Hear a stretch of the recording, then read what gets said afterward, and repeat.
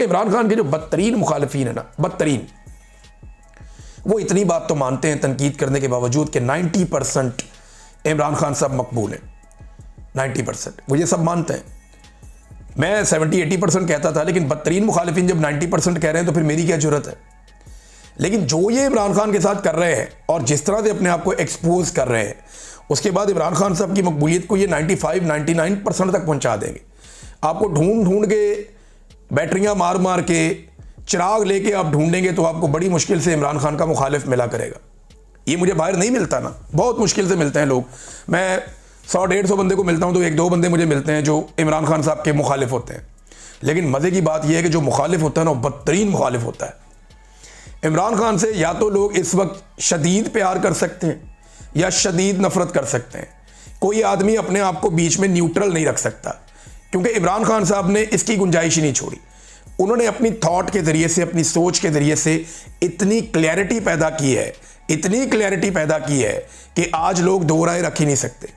या तो कोई बदतरीन बुग़्ज़ के अंदर मुब्तला होगा, बहुत थोड़ी तादाद है आजकल, या लोग इमरान खान से बेपनाह मोहब्बत करते हैं। और मैंने ज़्यादा लोगों को देखा कि वो बहुत प्यार करते हैं इमरान खान साहब से।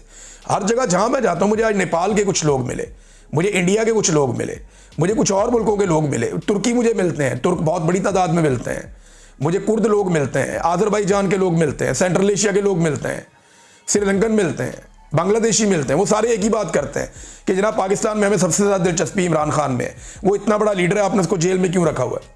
अब हम उन्हें क्या बताएंगे किसने जेल में रखा हुआ है? जिनका दिमाग ही नहीं काम करता, मुट्ठी खोपड़ी, उन्होंने पकड़ के इमरान खान को जेल में डाल दिया। क्योंकि इमरान खान का वैसे मुकाबला कर नहीं सकते, आसाब की लड़ाई लड़ नहीं सकते, इल्म की लड़ाई लड़ नहीं सकते, मैदान के अंदर मुकाबला कर नहीं सकते, अवामी बयानिए के अंदर या नैरेटिव के ऊपर वो इमरान खान का मुकाबला नहीं कर सकते। तो आसान तरीका पकड़ो, अंदर डालो। और अब बदले पे बदला ले रहे। शहजाद अकबर साहब का देखें ना, उनको पासपोर्ट ही नहीं दे रही हुकूमत, कितनी बड़ी ज़्यादती है। पहले उनके भाई को पकड़ा, शहजाद अकबर साहब के, उनके भाई को पकड़ के डाल दिया, अब जबरी तौर पे लापता कर दिया। वो जहाँ पे मुझे रखा हुआ था ना जबरी तौर पे लापता, मुझे वहाँ पता चला था कि वहाँ शहजाद अकबर के भाई को भी कुछ देर के लिए लाया गया था, उसे जबरी तौर पे लापता कर दिया। पहले उसके भाई को इतनी अजियत और तकलीफ दी, फिर उसे कहते रहे आके इमरान खान के खिलाफ वादा माफ गवाह बन जाओ तो हम आपको जो है बख्श देते हैं। अब उन्होंने इनकार किया, शहजाद अकबर ने बेवफाई करने से इनकार कर दिया, अपने भाई की तकलीफ बर्दाश्त कर ली, फैमिली की तकलीफ बर्दाश्त कर ली, लेकिन इनकार कर दिया। उसके बाद शहजाद अकबर के ऊपर बरतानिया के अंदर अटैक किया गया, एसिड फेंका गया उनके ऊपर। वो तो शुक्र है उन्होंने आंखों में ऐनक पहनी हुई थी, उनकी आंखें बच गई। और उसके बाद से लेकर अब तक बार बार बरतानवी जो सिक्योरिटी इदारे हैं वो उनकी आगे कभी गाड़ी चेक करते हैं, कभी घर चेक करते हैं, कभी उन्हें देखते हैं, और बार बार उन पर दबाव डाला जाता है कि आप बरतानिया में असाइलम ले लें। अब वो लोग भी जरा डूब के फौत हो जाएं जो ये कहते थे कि ये सारे असाइलम ले रहे हैं बरतानिया में। शहजाद अकबर साहब ने तो असाइलम नहीं लिया। शहजाद अकबर साहब के पीछे तो ये भागते थे सारे एजेंसियों वाले जो बरतानिया के, और उनकी पुलिस, उनका इंतजामिया आकर कहती थी जी आप असाइलम क्यों नहीं लेते, हम आपको सिक्योरिटी प्रोवाइड करते हैं। तो उन्होंने कहा जी मुझे नहीं चाहिए, मैं असाइलम नहीं लूंगा, मेरे पास पाकिस्तानी पासपोर्ट है। अब उनके पास पाकिस्तानी पासपोर्ट है, वो जाकर अप्लाई करते हैं, वो पासपोर्ट ही नहीं दे रही गवर्नमेंट। वो बार बार जाते हैं, मैंने ट्रैवल करना है, मुझे ट्रैवल डॉक्यूमेंट मुझे आप दे दें, मेरा पासपोर्ट, तो गवर्नमेंट उन्हें पासपोर्ट नहीं दे रही। ये इस लेवल तक गिर गए हैं, इस लेवल तक ये लोग नीचे चले गए। नाज़रीन, अदलिया की हालत ये कर दी गई है कि फैसल वाडा जैसे बंदे अदलिया को धमकियां लगा रहे हैं। मैं एस्टेब्लिशमेंट को सिर्फ ये बताना चाहता हूँ कि ये धमकियां आपके खाते में पड़ रही हैं। ये जो बार बार कहा जा रहा है ना, ये ज़रा 2-4 जुमले मैं आपको बता भी देता हूँ कि किस नौइयत की धमकियां लगाई जा रही हैं कि हम किसी को उठाकर कहीं ट्रांसफ़र करें, ये हमारी मर्ज़ी होगी, ये इब्तदाए इश्क है, आगे देखें होता है क्या क्या। अभी इन्हें सींग से पकड़ना है, कानूनी तौर पर इन्हें भगा भगा कर पागल करना है। अभी तो ऊंट पहाड़ के नीचे आया है, बड़ी बड़ी बातें, जिसकी चाय पतलून उतार दी, हम बताएंगे, हम फैसला करेंगे। मैं तो 10 साल की प्लानिंग करके बैठा हुआ था। इन्हें वो शरबत पिलाने जा रहा हूं कि इन्हें दिन नजर आएगा ना रात नजर आएगी। अंदाजा करें आप, ये एक ज़बान है एक सेनेटर की, ये सेनेटर की ज़बान नहीं है, ये एस्टेब्लिशमेंट की ज़बान है। एस्टेब्लिशमेंट याद रखे, ये सारा कुछ आपके खाते में पड़ेगा। ये आप करवा रहे हैं जजिस की तौहीन, और ये सब कुछ आप ही कर रहे हैं। इससे पहले मुझे अच्छी तरह याद है कि जस्टिस मंसूर दी शाह साहब और अख्तर बिन उल्लाह साहब, जिनके बारे में अब ये सारे नून लीगी और ये इधर उधर से उछल के कह रहे हैं कि ये ठीक आदमी नहीं है, ज़रा इनके बारे में ये आप मरियम औरंगज़ेब और राणा सनाउल्लाह साहब के माजी के जो स्टेटमेंट है ज़रा वो तो आप सुने, आपको पता चल जाएगा। ये राणा सनाउल्लाह साहब का स्टेटमेंट ज़रा आप सुने कि राणा सनाउल्लाह साहब क्या कह रहे थे कुछ अर्सा पहले इन्हीं जस्टिस मंसूर अली शाह साहब के बारे में। सैयद मंसूर अली शाह साहब जो जज हैं वो बहुत ही कॉम्पिटेंट और बड़े हार्ड वर्किंग और बड़े यानी जो है वो एक यानी ऐसे अंदाज में काम करने वाले कि जिसको आप कहें कि वो नए ख्यालात और नए एक्सपीरियंस करने वाले आदमी हैं। जब वो chief justice Lahore high court थे उस वक्त भी उन्होंने बड़ी रिफॉर्म्स जो है वो वहाँ पे इंट्रोड्यूस कराई थी। अगर वो चीफ जस्टिस पाकिस्तान के बनते तो वो अपने इन रिफॉर्मेशन एजेंडा के ऊपर ज़्यादा बेहतर अंदाज से काम कर सकते थे। देखें जी, आपने सुना राणा सनाउल्लाह साहब कितनी तारीफ़ें कर रहे हैं।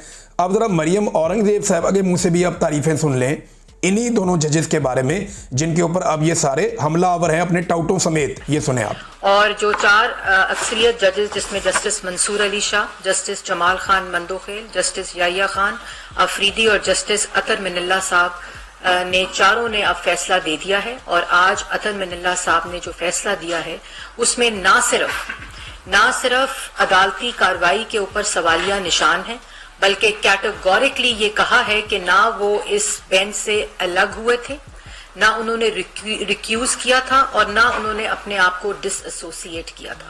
और उन्होंने अपने तीनों ब्रदर जजेस जो हैं जिन्होंने फैसले दिए हैं। आगे भी और चीजें देखिए कैसी ये तारीफें किया करते थे। इन्हें जज पता किस तरह का चाहिए होता है, मैं आपको दिखाता हूं इन्हें किस तरह का जज चाहिए होता है। ये जस्टिस कयूम और शहबाज शरीफ की एक डिस्कशन है पुराने दौर में जब शहबाज शरीफ वज़ीर आला हुआ करते थे यहाँ पंजाब में और जस्टिस कयूम एक जज हुआ करते थे। ज़रा एक जज की और वज़ीर आला की आपस में गुफ्तगू सुने, इन्हें इस तरह के जज पसंद है। सुनिए। बात करेंगे। मेहरबानी सुनाओ बस थोड़ी भाई हो ਉਹ ਇੱਕ ਤਾਂ ਉਹਨਾਂ ਗੁਜ਼ਾਰਿਸ਼ ਕੀਤੀ ਸੀ ਸਰ ਉਹਦੇ ਮੈਂ ਖਤਮ ਕਰਤਾ ਬੜੀ ਮਿਹਰਬਾਨੀ। ਦੂਜਾ ਚੌਧਰੀ ਸਰਵਰ ਦਾ ਮਾਮਲਾ ਹੈ। ਅੱਛਾ ਉਹ ਮੈਨੂੰ ਉਹਨਾਂ ਨੇ ਕਿਹਾ ਸੀ ਬੜੇ ਭਾਈ ਸਾਹਿਬ की ਮਿਹਰਬਾਨੀ ਕਰਕੇ ਉਹਦਾ ਧਿਆਨ ਕਰਨਾ ਚਾਹੀਦਾ। ਕਿਹੜਾ ਚੌਧਰੀ ਸਰਵਰ ਨੇ ਮੈंने ਅੱਛਾ ਉਹਨਾਂ ਨੂੰ ਉਹਨੂੰ ਕੀ ਹੋਇਆ ਜੀ वो थोड़ा कोई अपना केस ही थोड़ा बहुत ना है जी का। हाँ अगर चौधरी सर्वर का ख्याल करना है चलो जी कोई बस करता ही मियां साहब ने क्या ख्याल खत्म होगा। देखें जी, नवाज शरीफ साहब का हुक्म पहुंचाया कि चौधरी सरवर नाम का MNA है उसकी नाअहली का केस है आपके पास जज साहब तो जरा उसका ख्याल कर लेना। और वो जो पहले वाला काम था उनके पहले वाला काम तो मैं तड़ा करता है तो ये जनाब इसका ख्याल कर लेना। उसने कहा जी करता जी। अंदाज़ा करें कि नाअहलियों के फैसले जजों के ऊपर ये टेलीफोन के ऊपर करवाए जा रहे हैं। ये शहबाज शरीफ ने एक जज से बात की है, इन्हें इस तरह के जज चाहिए।